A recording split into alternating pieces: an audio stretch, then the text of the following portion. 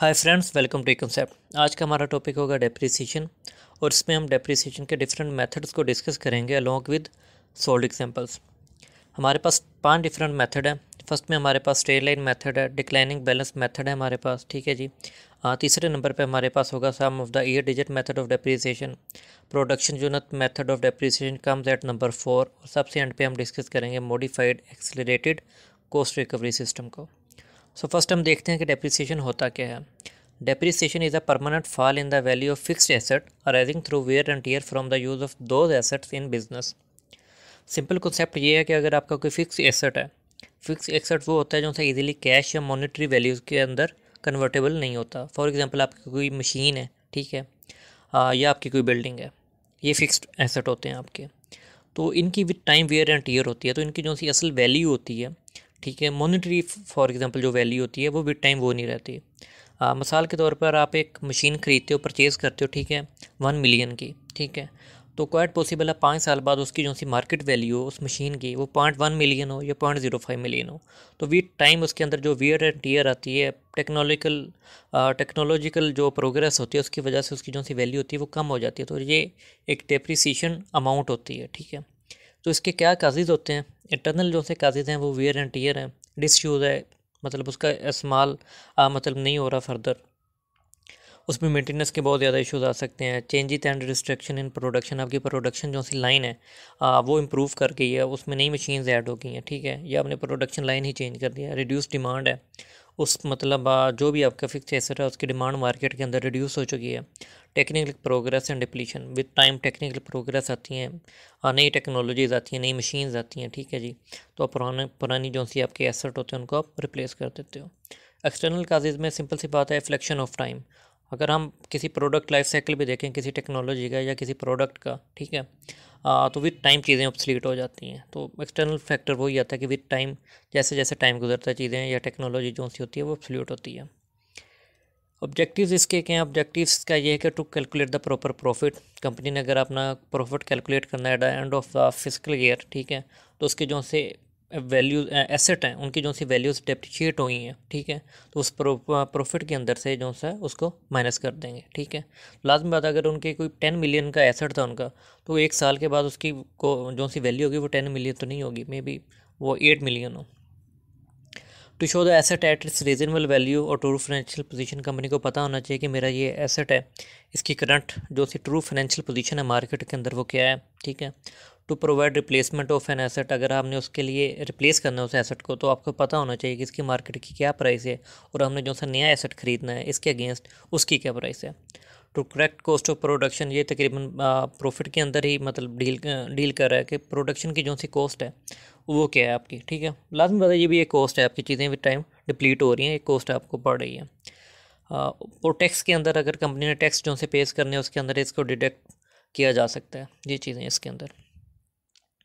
Methods हमने पहले discuss कर लिए कि हमने 5 मेथड को डिस्कस करना है, और जब इसके हम न्यूमेरिकल सोल्व करेंगे तो उसके अंदर कौन सी हमारे पास चीज़ें होनी चाहिए। 3 जो से हमारे पास हैं इसके फैक्टर्स हैं वो लाजमी होने चाहिए। टोटल कॉस्ट ऑफ एसेट, ये परचेजिंग जो सा टाइम होगा ना, दैट टाइम होगा कि जब इसको परचेज़ किया गया था इसकी क्या कॉस्ट थी। एस्टिमेटेड यूज़फुल सर्विस लाइफ, 5 साल है, 10 साल है, कितने साल इसको हमने यूज़ करना है। और जब सर्विस लाइफ का टाइम हो जाएगा उसके बाद वो यूज़ नहीं होना, और दैट टाइम फर्क करें 5 साल बाद उसकी जो वैल्यू होगी मार्केट के अंदर उसको कहते हैं रेजिडुअल वैल्यू या एस्टिमेटेड साल्वेज वैल्यू। तो ये 3 चीज़ें अगर हमारे पास होंगी तो हम न्यूमेरिकल्स जो से हैं पाँचों मेथड में वो हम इजीली सॉल्व कर लेंगे। तो फर्स्ट में हमारे पास आता है स्ट्रेट लाइन मेथड। ये कहता है कि the same amount of depreciation is charge every year through out the life of the asset. मतलब एक एसेट है, डेप्रिसिएशन की जो सी अमाउंट होती है वो हर साल एक ही अमाउंट चार्ज की जाती है। बड़ी सिंपल सी एग्जांपल है हमारे पास। फॉर एग्जांपल हमने एक मशीन परचेज़ की है और बुक वैल्यू वो होती है जो सी एक कंपनी की बुक वैल्यू होती है, कंपनी के आप कह लें जो सी फाइनेंसिस हैं उसके अंदर जो सी उस एसेट की जो वैल्यू है। तो जो सब पहला साल था उसके स्टार्ट में उसकी थी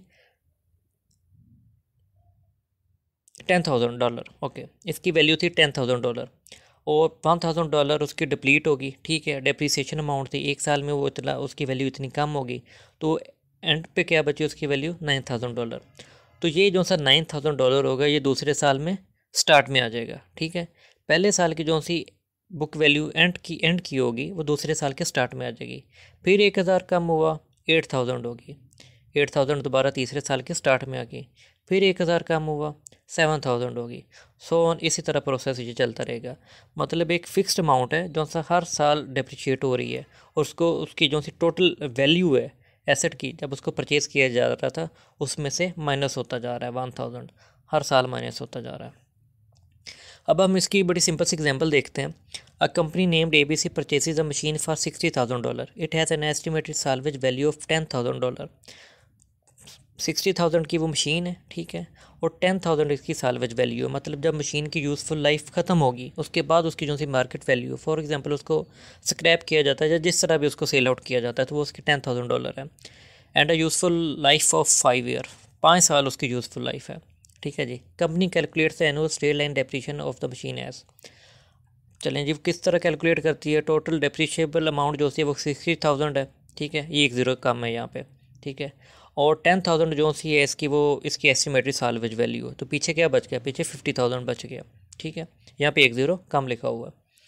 तो अगर हम देखें कि 50,000 जो सी है ये टोटल डेप्रिसिएशन हुई है। 60 की हमने ली थी, 10 की फ़र्ज़ करें हमने उसकी मार्केट वैल्यू ही हमने उसको सेल कर दी है 5 साल के बाद, तो 50,000 जो से डॉलर है वो उसके वैल्यूज़ की कम हुई है। तो 5 सालों में कम हुई है, तो एक साल में कितनी होगी, 10,000 हो जाएगी, ठीक है। उसको कैलकुलेट किस तरह करना है, वो इस तरह करना है कि हम डेप्रिसिएशन रेट को फाइंड करते हैं, और डेप्रिसिएशन रेट हर मतलब मेथड के अंदर हम इसको यूज़ करेंगे। तो इसमें डेप्रिसिएशन रेट क्या है, 5 साल है, ठीक है, तो हम 5 साल का 1 साल का निकाल लेते हैं, तो वो क्या होगा, 1/5 होगा। 5 साल हैं, उसकी यूज़फुल लाइफ के हैं, तो 1 साल का किस तरह निकालेंगे, 1/5। तो इसकी जो सी 1/5 की जो सी परसेंटेज होगी वो होगी 20%। मतलब हर साल वो 20% डिप्लीट होगा। 5 साल उसकी सर्विस लाइफ है, 20 को 5 से मल्टीप्लाई करेंगे तो वो 100 हो जाएगा।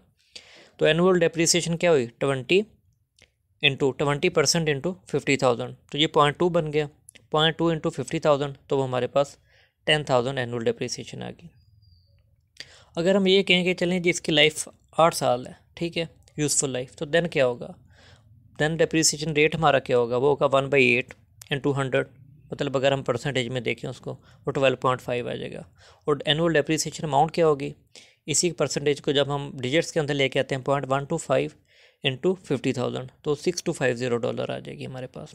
तो ये सिंपल मेथड है, स्ट्रेट लाइन मेथड है। नेक्स्ट हमारे पास आता है declining balance method of depreciation. अब देखिए इसके अंदर तो हमने एक ही अमाउंट को, फॉर एग्जांपल हमारे पास ये अमाउंट आती है, ठीक है, जहाँ हमारे पास अमाउंट आती है ये 10,000 आती है, ठीक है, 5 साल के लिए, ये 8 साल के लिए, इसको भी 8 से मल्टीप्लाई करेंगे तो 50,000 ही बन जाना है, ठीक है। या हम इस एग्जांपल में देखें, ठीक है, तो ये मतलब एक ही अमाउंट को हम डिटेक्ट करते जा रहे हैं हर साल के एंड पे, लेकिन असल में ऐसा नहीं होता। असल में जो से इक्विपमेंट होते हैं वो जो से स्टार्ट के अंदर जब उनका यूज़ होता है तो उनकी जो सी मतलब एक वैल्यू होती है वो बड़ी जल्दी रिड्यूस होती है। ये आप रियल लाइफ में भी देख सकते हैं, जब आप कोई गाड़ी ख़रीदते हैं, जब ऑटोमोबाइल की अगर बात ना भी करें, कोई मोबाइल है या कोई भी टेक्नोलॉजी की ऐसी आइटम है, अब जब मार्केट से परचेज़ कर ले तो आप अगले दिन भी अगर उसको सेल आउट करें उसकी वैल्यू बड़ी कम होगी। लेकिन अगर आप यूज़ भी करते हैं तो एक इंजीनियरिंग के अंदर टर्म होती है बाथ टब कर्व, ठीक है, वो आपको ये कहती है कि जब आप कोई नई मशीन भी नहीं परचेज़ करते हैं तो आप जब उसको स्टार्ट में रन करते हैं, ठीक है, तो उसके अंदर मेंटेनेंस के बड़े इश्यूज़ आते हैं स्टार्ट में। देन वो थोड़े अरसे बाद वो स्ट्रीमलाइन हो जाते हैं इश्यूज़, ठीक है। मतलब स्टार्ट के अंदर जो सी डेप्रिसिएशन होती है, इश्यूज़ जो से होते हैं वो ज़्यादा आते हैं, ठीक है। तो इसकी ये हमें डिक्लाइनिंग बैलेंस मेथड ये कह रहा है कि charging more depreciation expense in the early years may be more accurate then charging the same amount each year, ठीक है।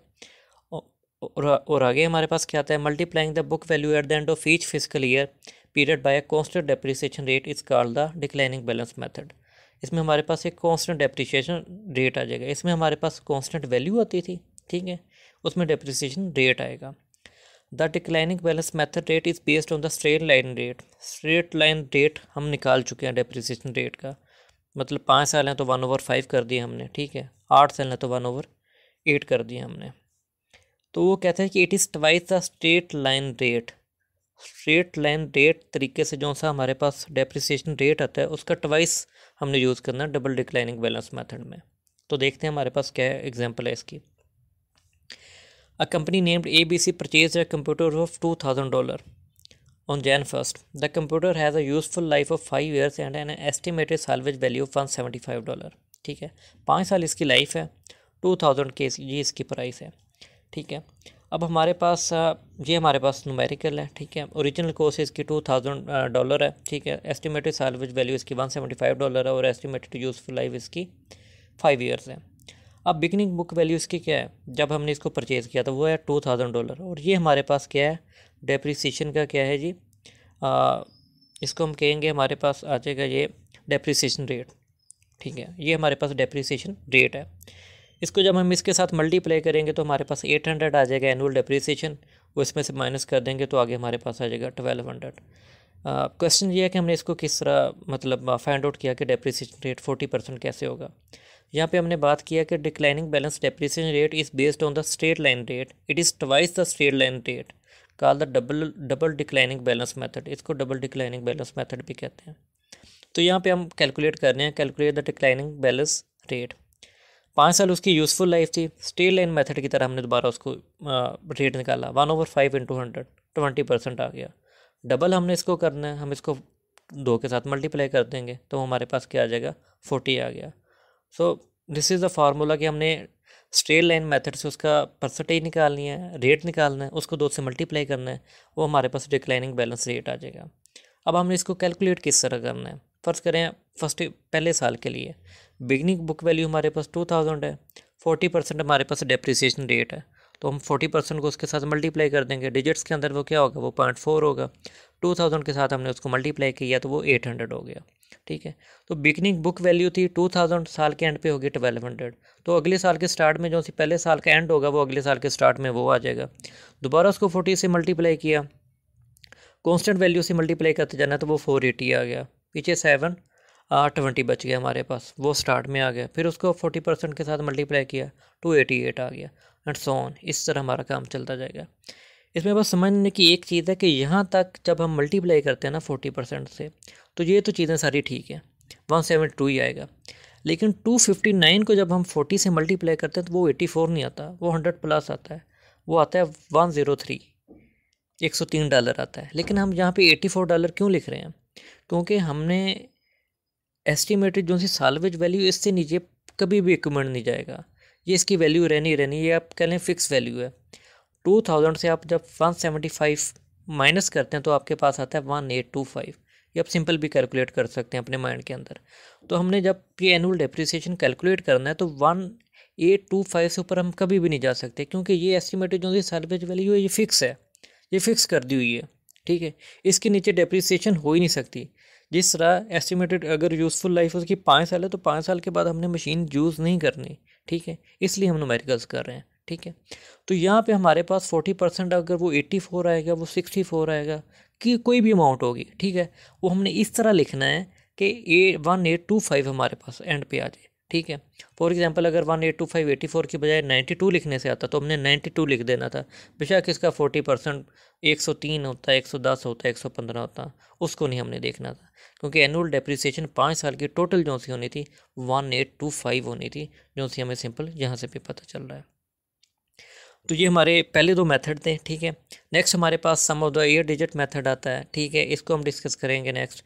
इसका कंपैरिजन है और production unit method of depreciation, इसको अब डिस्कस किया जाएगा। और एंड पे हमारे पास आता है modified accelerated cost recovery system. So इस पार्ट में, ये फर्स्ट पार्ट है, इसमें हम पहले 2 जो से मेथड है उन्हीं को डिस्कस करेंगे। और अगर ये वीडियो 1 या 2 दिन मतलब ओल्ड है, ठीक है, और आप इसको देख रहे हैं 1-2 दिन,